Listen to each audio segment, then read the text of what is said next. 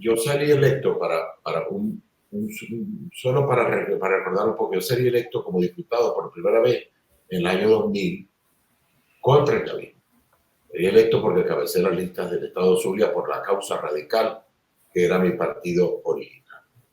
Siempre del 2000 para acá he estado en la misma acera. He estado combatiendo lo que yo considero que no tenía sentido para Venezuela. Lo he hecho democráticamente. Estuve en contra, debo decirlo, del golpe del año 2002. Estuve en contra de la abstención del 2005. Estuve construyendo la unidad del 2009 en adelante. En el 2010 tuvimos una gran victoria, sacamos cantidad de votos, el pueblo ya empezaba a cambiar. Y en el 2015 obtuvimos esa resonante victoria, que yo creo que la dejamos esfumar. Porque la oposición pudo, en mi humilde opinión, utilizar mucho mejor esa fuerza que le dio el pueblo en el año 2015 para obligar a la reinstitucionalización del país. Es cierto que el gobierno de Maduro abusó de su poder a través del Tribunal Supremo de Justicia, a través del propio Ejecutivo, y le complicó la vida a la oposición.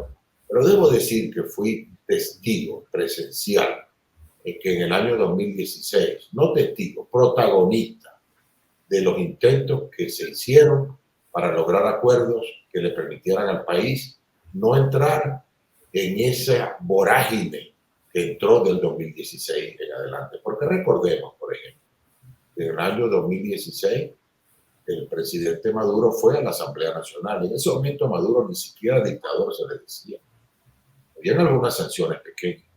Pero del 2016 en adelante esto ha sido una locura. Ha habido un conflicto terrible entre nosotros. Podemos señalar al gobierno como el principal protagonista del conflicto. Pero para que haya un conflicto tiene que haber dos partes. Y en este caso, a mitad de camino de ese periodo, en el 2018, yo debo reconocer que no estuve de acuerdo con la forma como la oposición manejó la elección del 2018. No estuve de acuerdo y por eso tuve que romper. Tuve que romper en el sentido de tomar una decisión personal. Tampoco estuve de acuerdo con el esquema que se utilizó de las sanciones internacionales. ¿Por qué? No porque no crea que el gobierno no se merezca, sobre todo en materia de derechos humanos, una reprimenda y la situación de las sanciones, sino porque no han servido para cambiar gobiernos en el mundo. Y yo decía, esto no va a funcionar. Por supuesto, esto no me ganó muchos amigos en muchos espacios. Yo, sin embargo, he mantenido mi posición política y hasta ahora la mantengo. Venezuela necesita un post-conflicto. Es decir, yo me percibo, me autopercibo, me siento positivamente como un liderazgo que puede ayudar a Venezuela a superar este conflicto. Un conflicto que ya ha durado demasiado y que nos tiene a todos como víctimas. ¿Quién paga la factura por el conflicto? La pagamos todos nosotros, la paga el pueblo. La paga el pueblo de diversas maneras. Ojo, no estoy igualando la responsabilidad de lo que voy a decir con claridad. No estoy igualando la responsabilidad, porque la responsabilidad mayor, hipermayor, es del gobierno. Pero por supuesto que nosotros tenemos que analizar nuestros propios errores. Y cuando se habla hoy de participación masiva, yo me siento satisfecho porque se está corrigiendo un error. No hay manera de sustituir un gobierno en Venezuela que no sea con el voto. Y ahora vamos bien encaminados. Y estoy convencido que a pesar del viacrucis que nos presenta el gobierno y a pesar de la división que se pueda ver en la oposición en este momento, a pesar de los golpes y porrazos que se puedan ver, yo estoy convencido que vamos a encontrar un camino para resolver estos conflictos y poder generar una solución final el 28 de julio, donde tengamos una votación masiva a favor del candidato que haya logrado esa mayoría y lograr el cambio político. Después de ahí vendrá otro viacrucis, recomponer relaciones entre los factores políticos, de gobierno y de oposición, para poder cobrar esa victoria, para poder gobernar con una Asamblea Nacional en contra, para poder gobernar con una situación difícil en el país. una deuda externa de 300.000 millones de dólares, con un país destruido en su aparato productivo. Pues, ¿cuáles son las ideas y cuáles son los planes que vamos a concertar entre todos? Porque aquí no nos llamemos engaño.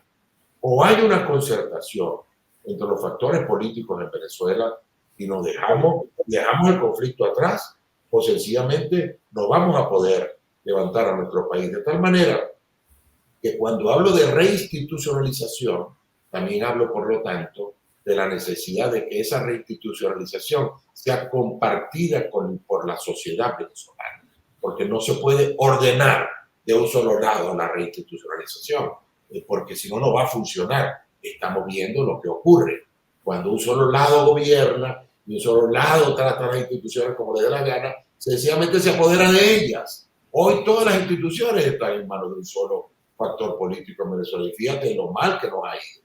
Nos ha ido muy mal, de tal manera que eso no es una buena idea. El que llegue al poder, que espero estar allí, espero el favor del pueblo para estar allí, no puede sencillamente generar unas instituciones a su medida. No, tenemos que hacer una reinstitucionalización a la medida del pueblo venezolano. Enrique, hablaste de la concertación entre los dos polos políticos, para decirlo de alguna manera, pero pareciera que tendría que el primer paso que tienen que dar es la concertación dentro de la oposición.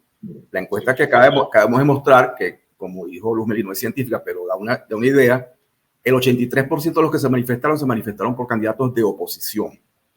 Y haría falta que se pusieran de acuerdo para presentar un solo candidato de oposición.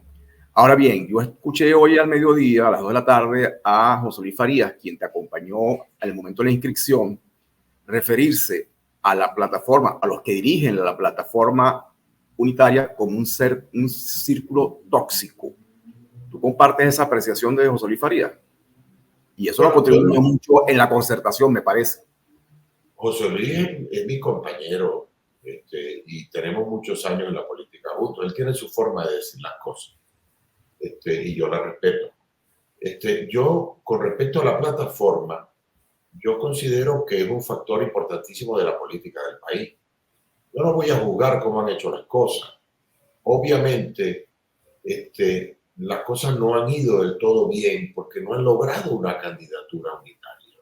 Eso es complicado. Es verdad, hubo una. Y yo respeto profundamente el liderazgo de María Corina Machado. Me parece que en Venezuela se ha hecho una gran injusticia con ella y con las fuerzas que la acompañan, las persecuciones. Abogo muy particularmente por Henry Alviares y Dirona Hernández, que están presos todavía. Yo no tolero eso, me parece inaceptable. Esa candidatura unitaria ha existido. Ahora, no existe hoy sencillamente porque el gobierno la ha impedido. Y de eso hay que estar claro. Ahora, frente a ese impedimento, ¿qué hacer? ¿Qué hacer si el gobierno, abusando de su poder, impide la expresión electoral de la oposición que yo creo que es mayoritaria?